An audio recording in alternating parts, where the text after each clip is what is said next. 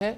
ऐसे कई सवाल हैं। अगर नहीं हो रही है जांच तो जांच क्यों नहीं हो रही है? ऐसे कई सारे सवाल हैं जिन पर विपक्ष जवाब चाहता है, क्योंकि इसमें देश की पूंजी और जनता का धन भी दांव पर लगा हुआ है। लेकिन विपक्ष को जवाब देने की जगह बीजेपी ने संसद में और संसद के बाहर राहुल गांधी और सोनिया गांधी पर जॉर्ज सोरोस के साथ मिलकर काम करने के आरोप लगाए। उन पर देश के खिलाफ अंतर्राष्ट्रीय साजिश के तहत काम करने के आरोप लगाए। हालांकि अपने आरोपों के साथ बीजेपी ने कोई सबूत अभी तक पेश नहीं किए, जबकि अमेरिकी दूतावास ने इन आरोपों की निंदा की। वहीं फ्रांस के मीडिया संगठन मीडियापार्ट ने भी बीजेपी के इन आरोपों को बेबुनियाद बताते हुए कहा है कि बीजेपी अपने एजेंडे को आगे बढ़ाने के लिए फेक न्यूज बढ़ा रही है। यानी देश के साथ साथ अंतर्राष्ट्रीय लेवल पर भी, अंतर्राष्ट्रीय स्तर पर भी बीजेपी की आलोचना हो रही है और इसके बाद भी संसद के भीतर बीजेपी का साथ देने का पक्षपात किया जा रहा है।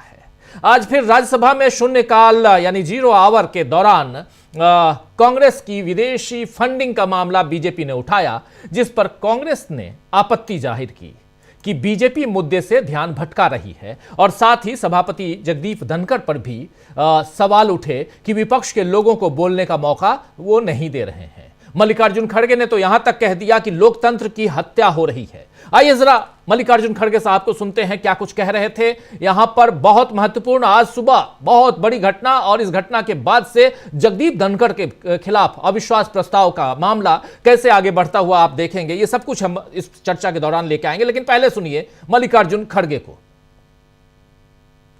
Honourable leader of the opposition.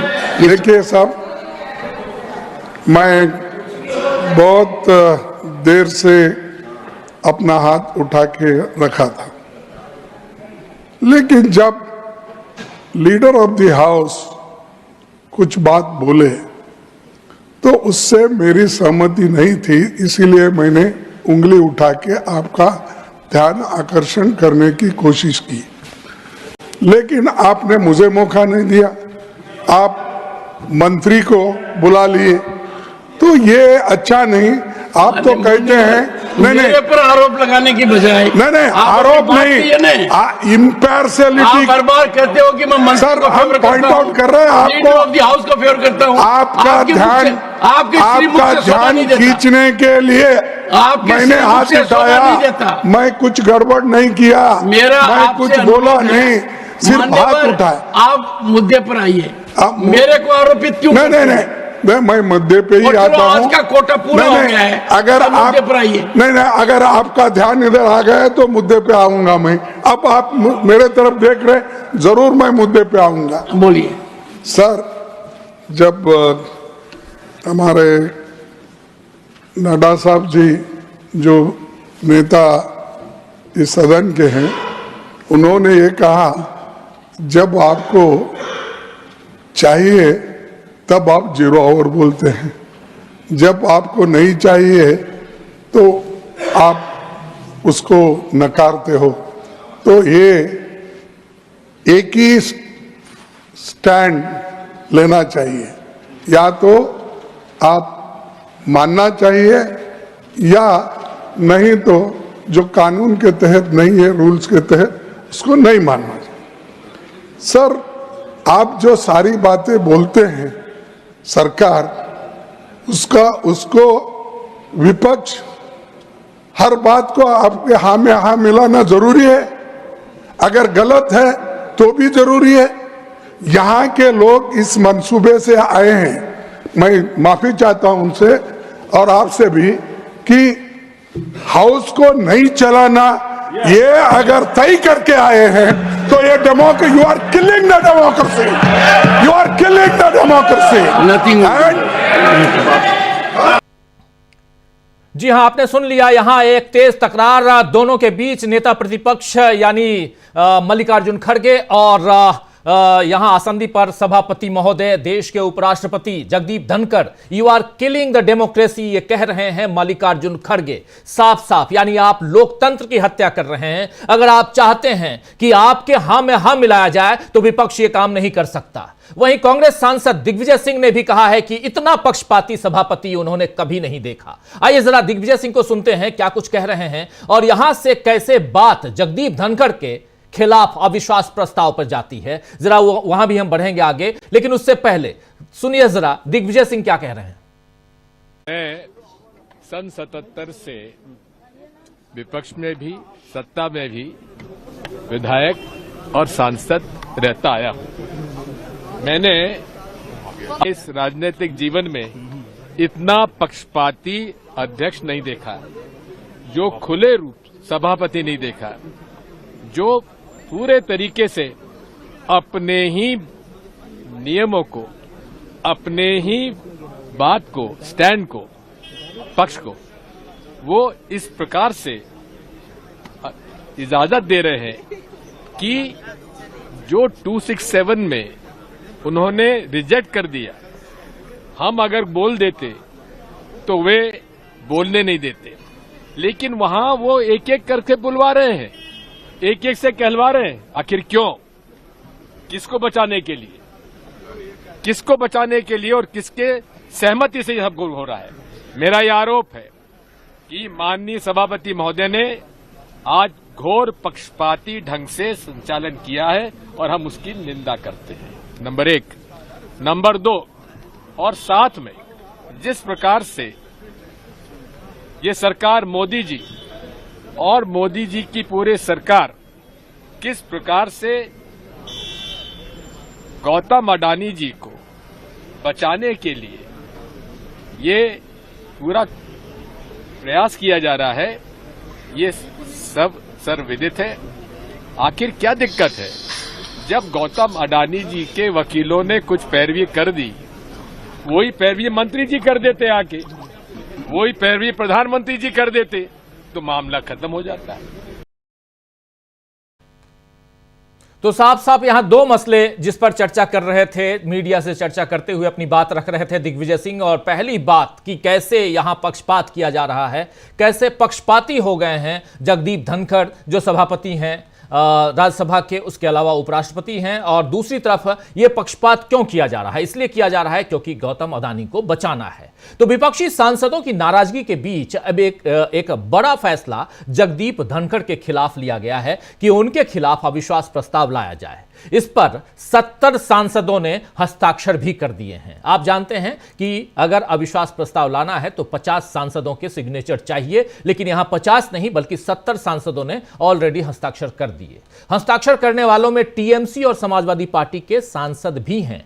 यहां यह मेंशन करना इसलिए जरूरी है क्योंकि लगातार इंडिया गठबंधन में फूट की खबरें चलाई जा रही हैं। उनका झूठ भी अब पकड़ में आ रहा है कि कैसे ये झूठी खबरें फैलाई जा रही हैं। संसद और संसद के बाहर इंडिया अभी एक ही है और इसके कई सारे उदाहरण आ रहे हैं, एग्जाम्पल्स आ रहे हैं। एक एग्जाम्पल आज कश्मीर से भी आया है, जहां उमर अब्दुल्ला जम्मू कश्मीर के मुख्यमंत्री हैं। उन्होंने इसी मसले पर और खासकर ममता बनर्जी का मामला जब से आया है सामने कि ममता बनर्जी चाहती हैं कि वो इंडिया गठबंधन को लीड करें, और उसके बाद से इस पर भी खूब चर्चा हो रही है। सरकारी मीडिया को यह लग गया है कि कहीं चलो इसी हिसाब से कहीं ना कहीं इंडिया गठबंधन को डिफेम किया जाए और नरेंद्र मोदी और उनके गठबंधन को कहीं ना कहीं लाभ पहुंचाया जाए, फायदा पहुंचाया जाए। लेकिन यहां पर जो बात उमर अब्दुल्ला कह रहे हैं उसको जरा गौर से आप सुनिए, इसके बाद समझ में आएगा कि इंडिया गठबंधन के अंदर क्या चल रहा है। लेकिन इंडिया गठबंधन यहां मामला नहीं है दोस्तों, मामला है संसद के अंदर और संसद के बाहर जो चल रहा है। मामला है जगदीप धनखड़ का। जगदीप धनखड़ आदि और उधर ओम बिरला आखिर इतने पक्षपाती क्यों हो गए हैं? क्या इन दोनों का पक्षपाती होना सिर्फ एक इंसान के कारण है जिसको बचाने की कोशिश में सरकार लगी हुई है? यह सब कुछ हम समझेंगे, लेकिन पहले सुनते हैं कि उमर अब्दुल्ला क्या कह रहे हैं इंडिया गठबंधन को लेकर। ये कहा है कि चेंज इन लीडरशिप होनी चाहिए। कहाँ पे? ममता बनर्जी ने कहा कि इलेक्शन के बाद इंडिया गठबंधन की कोई मीटिंग हुई नहीं है, तो चेंज ऑफ लीडरशिप का सवाल कहाँ पे उठता है? मीटिंग होने दीजिए, उसमें अगर ममता बनर्जी साहिबा इंडिया ब्लॉक की सदारत संभालना चाहती हैं तो दावा वहाँ पे करें, उस पर बहस होगी। लेकिन इलेक्शन, पार्लियामानी इलेक्शन के बाद इंडिया ब्लॉक की कोई मीटिंग हुई नहीं है, तो लीडरशिप का सवाल कहां पे आ जाता है? तो आपने सुन लिया, यहां साफ साफ कह रहे हैं उमर अब्दुल्ला कि इलेक्शन के बाद यानी लोकसभा इलेक्शन के बाद इंडिया गठबंधन की एक भी मीटिंग नहीं हुई है, तो लीडरशिप को चेंज करने का कोई सवाल ही पैदा नहीं होता है। ये साफ साफ है कि जो जैसे चल रहा है वैसे चल रहा है, यहां कोई गड़बड़ी नहीं है। लेकिन बात जरा फिर से आ जाते हैं, ये एक बात यहां रखना जरूरी था क्योंकि उमर अब्दुल्ला का ये बयान आया था जो आप तक हम पहुंचाना चाह रहे थे। महत्वपूर्ण बात दूसरी है, वो इन सब बातों से बहुत ज्यादा महत्वपूर्ण इसलिए है, बहुत ज्यादा इंपॉर्टेंट इसलिए है क्योंकि देश के लोकतंत्र की हत्या का आरोप अगर लग रहा है जगदीप धनखड़ पर, तो क्यों लग रहा है? लोकतंत्र की हत्या का आरोप अगर दोनों सदनों के सभापतियों या कहें अध्यक्षों के ऊपर लग रहा है तो क्यों लग रहा है? आसंदी पर बैठे हुए लोग अगर इस ढंग से पक्षपाती हो जाएं जैसा विपक्ष कह रहा है, तो फिर इस देश का लोकतंत्र कैसे चलेगा? जरा सोचिएगा। आपको बता दूं कि अगस्त में मानसून सत्र के दौरान समाजवादी पार्टी की सांसद जया अमिताभ बच्चन, यही कहा गया था वहां पे, जया अमिताभ बच्चन और जगदीप धनखड़ के बीच जब तीखी बहस हुई थी और बात बॉडी लैंग्वेज और टोन तक जा पहुंची थी, आपने वो बाइट सुनी होगी, तब भी विपक्षी दलों ने धनखड़ को पद से हटाने के लिए प्रस्ताव लाने की तैयारी की थी। तब 87 सदस्यों ने यानी 87 सांसदों ने प्रस्ताव पर हस्ताक्षर किया था कि इनके खिलाफ अविश्वास प्रस्ताव लाया जाए, जगदीप धनखड़ के खिलाफ। हालांकि फिर धनखड़ ने क्या किया कि राज्यसभा अनिश्चित काल के लिए स्थगित कर दी थी और अविश्वास प्रस्ताव फिर विपक्ष नहीं ला सका क्योंकि अनिश्चित काल के लिए राज्यसभा स्थगित हो गई। अब सवाल यह है कि इस बार धनखड़ क्या करेंगे, क्योंकि राज्यसभा अनिश्चित काल के लिए स्थगित होगी तो फिर 13 और 14 तारीख को संविधान पर चर्चा फिर किस तरह होगी, यह एक बड़ा सवाल है। संसद का सत्र अभी 11 दिन और चलना है।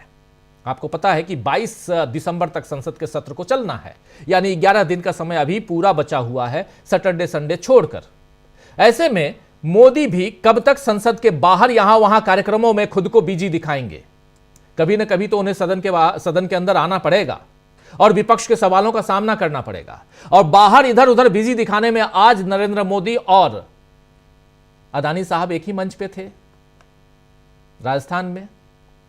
वो तस्वीर आपके स्क्रीन पे है, आप देख लीजिए। अदानी साहब काले लिबास में दिखाई दे रहे हैं। इधर राजस्थान के मुख्यमंत्री हैं, राजस्थान के मुख्यमंत्री के बगल की कुर्सी पे आप देखिए, और इधर प्रधानमंत्री नरेंद्र मोदी हैं। पहली रो में अदानी साहब हैं खुलकर। चलिए, इसमें कोई बुराई नहीं है, लेकिन जो तस्वीरें बहुत कुछ बयां करती हैं, यहां कुछ कहने की जरूरत नहीं है। विपक्ष भी अब केवल सदन के भीतर नहीं बल्कि बाहर भी सवालों को उठा रहा है। आज इंडिया गठबंधन या इंडिया ब्लॉक ने जंतर मंतर पर भी इसका विरोध प्रदर्शन किया है।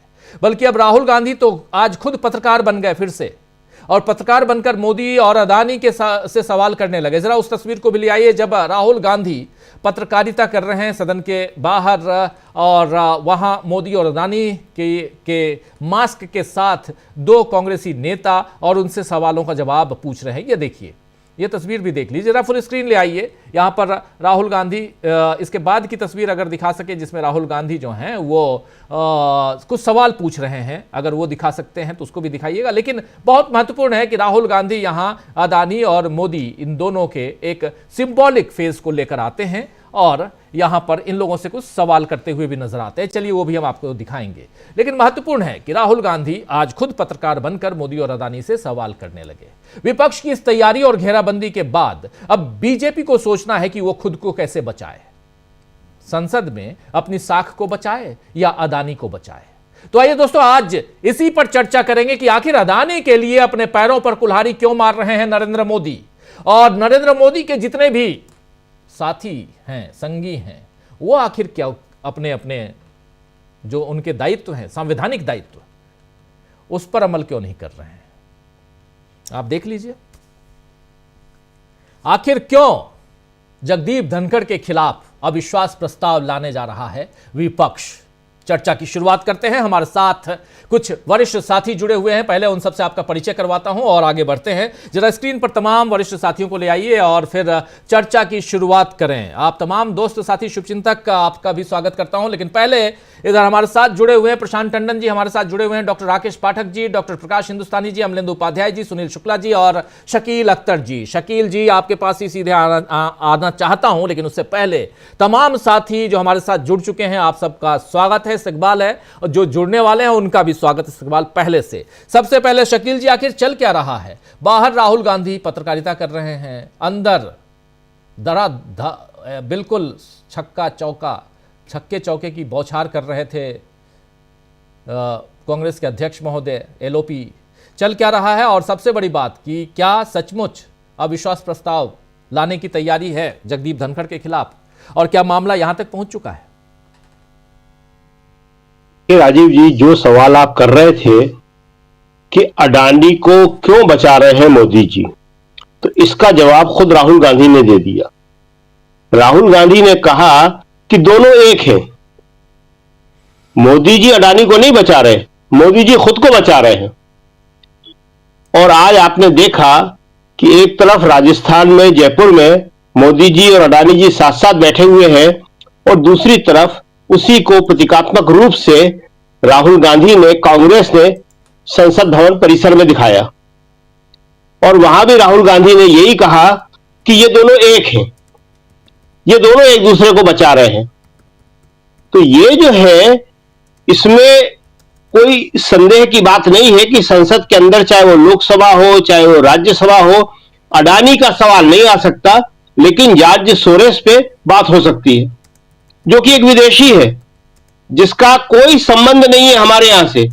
और जो मीडिया कल से लगातार जॉर्ज सोरेस पे बोले चला जा रहा है, उसके पास भी उनके खिलाफ क्या सबूत है क्या नहीं है वो अभी तक दिखा नहीं पाया। जबकि अडानी के खिलाफ जो गिरफ्तारी वारंट है वो बार बार दिखाया जा रहा है, उनके मीडिया पे नहीं, सोशल मीडिया पे जी, यूट्यूब पे, आपके यहां। लेकिन सोरेस के ऊपर क्या है ये किसी को पता नहीं। खैर, सोरेस से किसी को क्या मतलब है, लेकिन यहां पे संसद के अंदर जो सबसे इंपॉर्टेंट इशू है, अडानी का, मणिपुर का, संभल का, दिल्ली में वायु प्रदूषण का, दिल्ली एनसीआर, सब जगह का, महंगाई का, बेरोजगारी का, इन पर कोई चर्चा नहीं हो रही। 3 हफ्ते हो गए हैं संसद शुरू हुए, और आज जो राज्यसभा के सदस्यों ने, विपक्ष के सदस्यों ने फिर से महाभियोग की जो तैयारी की है, वो बहुत ही बड़ा मसला है। पिछली बार पूरी तैयारी हो गई थी, पिछली बार सिग्नेचर हो गए थे, और वो दिए जाने वाला था राज्यसभा के सेक्रेटरीएट को, लेकिन उससे पहले राज्यसभा और लोकसभा दोनों अनिश्चितकाल के लिए स्थगित हो गई। लेकिन अब जो है, विपक्ष इसको मानने को तैयार नहीं है, वो हर हाल में उसको लाने की तैयारी कर रहा है। आज जो दिग्विजय सिंह ने कहा वो बहुत ही महत्वपूर्ण है। दिग्विजय सिंह ने कहा कि मैंने अपने पूरे करियर में 1977 से मैं विधायक और सांसद बनता चला आया हूं। 1977 का चुनाव जीते थे दिग्विजय सिंह, और आज तक मैं सत्ता में भी रहा हूं, विपक्ष में भी रहा हूं। कभी मैंने कोई भी सभापति ऐसा नहीं देखा जो इस तरह से पूरा का पूरा सरकार के साथ जा रहा हो। हमें मौका नहीं दे रहे हैं, हमें नियम बता रहे हैं, और उनको लगातार दिए जा रहे हैं। आज जब सोरेस की बात आई, सोरेस के ऊपर कार्य रोको प्रस्ताव देना चाहते थे, खड़गे ने उसको तो लिया नहीं, लेकिन उसमें बोलने के लिए एक के बाद एक बीजेपी के सांसदों को मौका देते रहे। विरोध यहीं से शुरू हुआ कि भाई, जब आप उस स्थगन प्रस्ताव को नहीं ले रहे हैं तो फिर आप बोलने कैसे दे रहे हो उसको जी, किस आधार पे बोलने दे रहे हो आप उनको? अडानी का तो आप नाम भी नहीं लेने दे रहे। राहुल गांधी को ए बोलना पड़ता है, फिर डबल ए बोलना पड़ता है। तो ये जो है, सबसे ज्यादा जो गंभीर स्थिति है वो संसदीय लोकतंत्र के लिए है। भारत में संसदीय लोकतंत्र है, संसदीय लोकतंत्र में विपक्ष का उतना ही महत्व है जितना सत्ता पक्ष का है। लेकिन अगर विपक्ष को बोलने नहीं दिया जाएगा तो जैसा आप अभी स्क्रीन पे दिखा रहे हैं वो यही होगा कि राहुल गांधी आएंगे और उनका इंटरव्यू लेंगे, प्रतीकात्मक रूप से इंटरव्यू लेंगे और उनसे सवाल करेंगे। लेकिन बेहतर यह होता कि आप संसद में जो है कांग्रेस के सदस्यों को, विपक्ष के सदस्यों को, दूसरे लोगों को बोलने देते। दूसरी बात जो आपने उमर अब्दुल्ला की बताई तो बहुत ही इंपॉर्टेंट बाइट थी, वो बड़ा जरूरी था।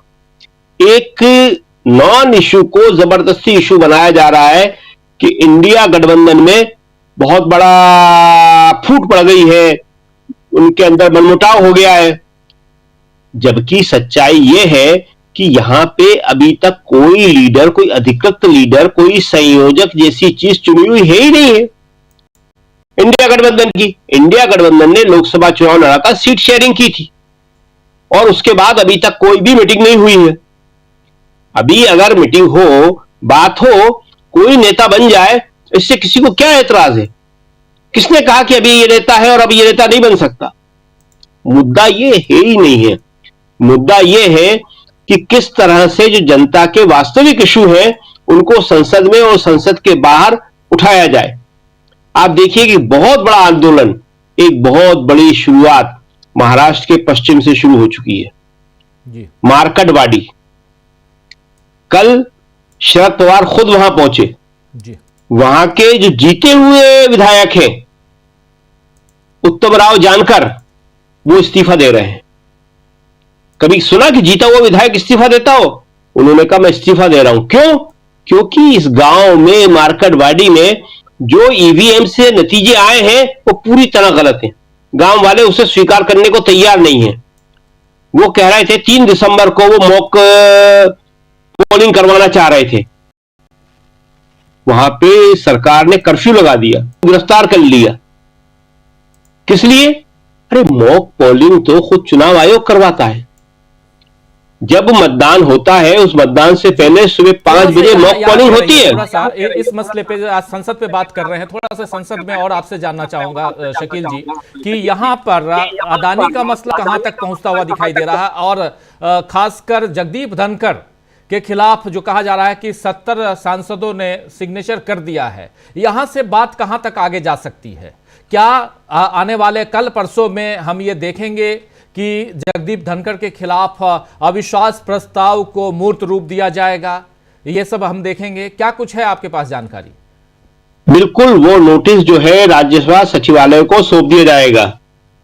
महाभियोग का जो नोटिस है वो राज्यसभा सचिवालय को सौंप दिया जाएगा और उससे कहा जाएगा कि आप इस पे बहस की डेट फिक्स करिए। और उसके बाद सरकार के लिए और राज्यसभा के सभापति के लिए बहुत ही गंभीर स्थिति खड़ी हो जाएगी, क्योंकि अगर महाभियोग होता है तो उसमें जो चर्चा होगी वो दूर दूर तक जाएगी। और महाभियोग प्रस्ताव किसी भी राज्यसभा के सभापति के खिलाफ आज तक आया नहीं है। महाभियोग बहुत बड़ी चीज होती है। महाभियोग जो है वो सुप्रीम कोर्ट के जजों के खिलाफ, राज्यसभा लोकसभा के जो पीठासीन अधिकारी हैं उनके खिलाफ, उसके लिए इसकी व्यवस्था की गई है। तो यहां पे अगर ये आ जाता है, जिसकी की पूरी संभावना है, क्योंकि आज जो कुछ हुआ, जिस तरह खड़गे जी ने बोला और बाकी कांग्रेस के और इंडिया गठबंधन के सदस्यों ने बोला और बाहर आके दिग्विजय सिंह ने बोला, तो बड़ा स्पष्ट आरोप लगाया कि धनखड़ साहब जो है वो भेदभाव कर रहे हैं, वो विपक्ष के खिलाफ मन बना रहे हैं और विपक्ष को बोलने का मौका नहीं देते हैं। तो इतने गंभीर आरोप इससे पहले कभी सभापति पे नहीं लगे। तो सभापति पे जब ये आरोप लगते हैं और महाभियोग आता है तो निश्चित ही रूप से सरकार के लिए बहुत बड़ी समस्या है, क्योंकि वो केवल राज्यसभा के सभापति नहीं है, वो उपराष्ट्रपति भी हैं। तो ये बहुत बड़ी गंभीर समस्या। और जहां तक अडानी का सवाल है तो राहुल गांधी ये तय कर चुके हैं कि अडानी के मुद्दे को वो छोड़ने वाले नहीं हैं। अडानी पे वो चर्चा लेके रहेंगे। अडानी पे अगर आप यहां चर्चा नहीं करोगे तो सदन का चलना बहुत मुश्किल है, और सदन के बाहर राहुल इस सवाल को लगातार उठाते रहेंगे। जी राजीव जी। जी बिल्कुल बिल्कुल, सदन के बाहर राहुल गांधी इस मसले को लगातार उठाते रहेंगे। जरा डॉक्टर राकेश पाठक जी आपसे भी समझना चाहता हूं, संसद में हंगामा मचा हुआ है। संसद खासकर लोकसभा 11 बजे शुरू होती है, 11:05 पे एडजर्न हो जाती है 12 बजे तक के लिए। 12 बजे शुरू होती है, फिर थोड़ा सा भी नहीं चल पाती, फिर 3 बजे तक के लिए या अगले दिन के लिए। यही चल रहा है। 11 दिनों में 64 मिनट मात्र संसद चली थी। 64 मिनट मात्र 11 दिन में। तो ये संसद का हाल है। लोकसभा, राज्यसभा में जगदीप धनखड़ साहब बोलने ही नहीं देते। ये आरोप मैं अपनी तरफ से नहीं लगा रहा हूं, आप नहीं लगा रहे हैं, ये अभी नेता प्रतिपक्ष लगा रहे थे, कह रहे थे। और इस ढंग से लोकतंत्र की हत्या हो रही है। आखिर विपक्ष कब तक बर्दाश्त करे? विपक्ष अब आ रहा है संवैधानिक जो नियमावली है उसको देखते हुए कि हम अविश्वास प्रस्ताव लाएं। इस अविश्वास प्रस्ताव को अगर लेके आ जाता है, नोटिफिकेशन की बात कर रहे हैं कि ये नोटिस दिया जाएगा और उसके बाद ये आ जाता है, तब आगे क्या कुछ देखते हैं आप और कैसे यहां पर, क्योंकि अभी तक नहीं आया है, बता रहे हैं शकील अख्तर जी। जी राजीव जी। डॉक्टर साहब देखिए, संसद पिछले 10 सालों से जिस तरह चल रही है वैसे ही इस सत्र में भी नजारे देखने को मिल रहे हैं। लेकिन मैं बातचीत को आगे बढ़ाने से पहले एक छोटा सा विनम्र संशोधन करना चाहता हूं। शकील साहब ने महाभियोग कहा है। असल में हमारे संविधान के अनुच्छेद 67B में उपराष्ट्रपति के खिलाफ अविश्वास प्रस्ताव लाने का प्रावधान है, महाभियोग नहीं है। महाभियोग राष्ट्रपति के खिलाफ, सुप्रीम कोर्ट के न्यायाधीशों के खिलाफ, हाई कोर्ट के न्यायाधीशों के खिलाफ आ सकता है। उपराष्ट्रपति के खिलाफ 67B में अविश्वास प्रस्ताव आता है। प्रकारांतर से आप ये मान सकते हैं, अगर वो पारित हो जाए तो वो पद पर नहीं रहेगा, लेकिन वो महाभियोग नहीं जी। 14 दिन पहले इसके लिए नोटिस देना होता है। 50 से अधिक सांसदों के दस्तखत चाहिए। अब तक का जो अपडेट है उसके हिसाब से 87 सांसदों के दस्तखत इंडिया कर रहे। अब आगे जो होता है उसमें आपने सवाल पूछा है। देखिए, अगर ये अविश्वास प्रस्ताव आया, सदन में इस पर चर्चा हुई, तो सबसे बड़ी असहज स्थिति ये होगी कि उपराष्ट्रपति को यानी राज्यसभा के सभापति को अपनी आसंदी से उतार दिया।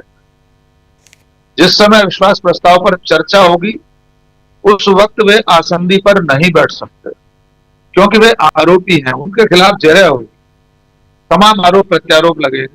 उसके बाद मतदान होगा। स्वाभाविक है, इस वक्त इंडिया गठबंधन के पास वैसा बहुमत नहीं है कि वो अविश्वास प्रस्ताव के जरिए उपराष्ट्रपति को पद से हटा सके।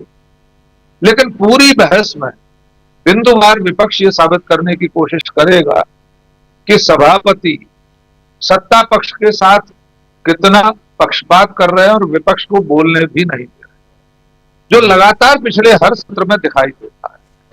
मल्लिकार्जुन खड़गे कुछ भी गलत नहीं कह रहे हैं। माइक बंद कर देने से लेकर, माइक म्यूट कर देने से लेकर, बोलने न देने तक, और सत्ता पक्ष के लोगों को, सांसदों को बुला बुलाकर नाम ले लेकर बोलने के लिए न्योता देना पूरा देश देख रहा। आगे इस प्रस्ताव पर क्या होगा ये आने वाले दिनों में हम लोग चर्चा करेंगे। लेकिन ये सब जिस विषय को लेकर हो रहा, गौतम अडानी को लेकर, अडानी के वित्तीय कामकाज को लेकर, उनकी अनियमितताओं को लेकर और जॉर्ज सोरोस के लेकर, एक दृश्य और हम चाहते हैं हमारी टीम अगर इस वक्त दिखा सके। आपने राजस्थान की एक तस्वीर जरूर दिखाई, लेकिन एक वीडियो बहुत तेजी से राजीव जी वायरल हो रहा है। ये वीडियो हमारी स्क्रीन पर आ गया। हमारे दर्शक ध्यान से देख लें कि जिस वक्त प्रधानमंत्री को पगड़ी पहनाई जा रही है उस वक्त सारे लोग खड़े हुए हैं और ये गोल घेरे में राष्ट्र सेठ गौतम अडानी जी बैठे हुए। गौतम अडानी ने प्रधानमंत्री के सम्मान में औपचारिक रूप से रस्मन भी कुर्सी से खड़े होना जरूरी नहीं समझा। हम चाहते हैं एक सेकंड के लिए रोककर हमारे दर्शक इसको 2-3 बार ध्यान से देख लें।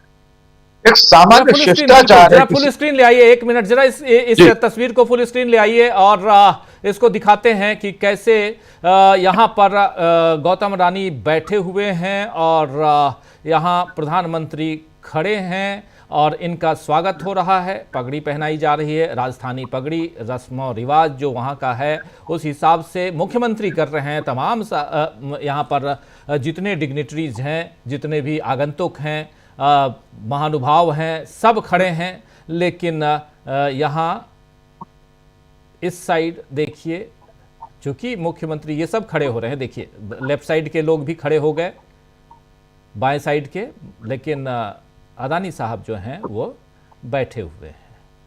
चलिए, ये तस्वीर बहुत कुछ बयां करती है और ये सब समझने की ज़रूरत है कि देश में आखिर चल क्या रहा है। क्या राहुल गांधी जो कहते हैं वो सही कहते हैं? देश की बागडोर किसके हाथ में है? अडानी के हाथ में? जी राजीव जी, ये माना जाए। जी राजीव, खैर जी राजीव जी, एक सार्वजनिक समारोह में प्रधानमंत्री के पद की अपनी एक गरिमा है।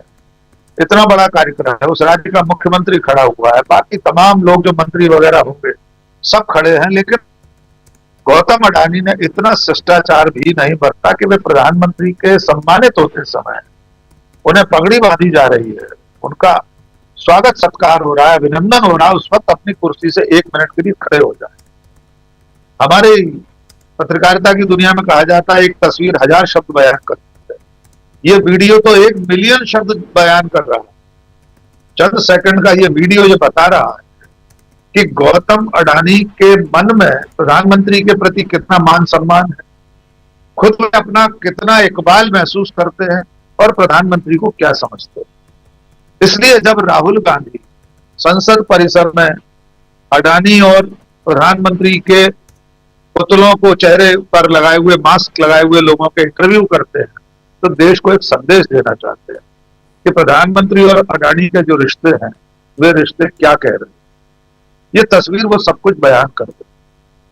आखिरी बात यह है कि जिस जॉर्ज सोरोस को लेकर इतना सारा वितंडा पैदा किया गया है, रोज शोर उठ रहा है, पूरा सत्ताधारी दल, उसके समर्थक, उसका सोशल मीडिया, उसका आईटी सेल, व्हाट्सएप यूनिवर्सिटी, सब लगातार ये साबित करने पर तुले हुए हैं कि जॉर्ज सोरोस के इशारे पर या उसकी मिली भगत से इस तरह की जो खोजी खबरों वाली संस्थाएं हैं वे भारत सरकार को, भारत को अस्थिर करना चाहते। अब मैं पहले भी कहा था, फिर कहते हैं कि जॉर्ज सोरोस के खिलाफ मुकदमा दर्ज कीजिए, उनको गिरफ्तार करके ले आइए। राहुल गांधी या कांग्रेस उनके साथ शामिल है तो उनके खिलाफ भी मुकदमा चलाएगी। लेकिन ये मत भूलिए कि इन्हीं जॉर्ज सोरोस की कंपनियों ने नरेंद्र मोदी के अपने कार्यकाल में, अभी ताजा खबर आई है सामने रखी थी कल, इसी जॉर्ज सोरोस ने, जिस पर भारत को अस्थिर करने का आरोप लग रहा है, इन्हीं नरेंद्र मोदी के कार्यकाल में भारत में अलग अलग योजनाओं में निवेश किया है। स्टार्टअप्स में निवेश है जॉर्ज सोरोस की कंपनियों का। कुल मिलाकर बात यह है कि सरकार अपने ऊपर लग रहे आरोपों की जांच नहीं कराना चाहती। वो नहीं चाहती कि किसी पारदर्शी तरीके से सच्चाई सामने आए, बल्कि जो पवन खेड़ा ने एक नया शब्द ईजाद किया है कि कई तरह की सिक्योरिटी होती है, XYZ, एक और सिक्योरिटी आई है देश में, उसका नाम है एम सिक्योरिटी, यानी मोदी की सिक्योरिटी अडानी को भी। ये सुरक्षा बनी रहे, अडानी पर कोई खतरा पैदा ना हो और जांच के जरिए अडानी और सरकार के रिश्तों का खुलासा न हो जाए। इसलिए संसद से लेकर सड़क तक इस तरह की कार्रवाइयां चल रही हैं कि किसी को न तो अडानी का नाम लेने दिया जा रहा है, न सरकार किसी तरह की जांच करने को तैयार है। जी राजीव, बिल्कुल बिल्कुल बिल्कुल सही कह रहे हैं आप। यहाँ पर सरकार को और खासकर जो तस्वीरें आ रही हैं, इन तस्वीरों पर गौर फरमाना चाहिए और साथ साथ आखिर क्यों सदन के अंदर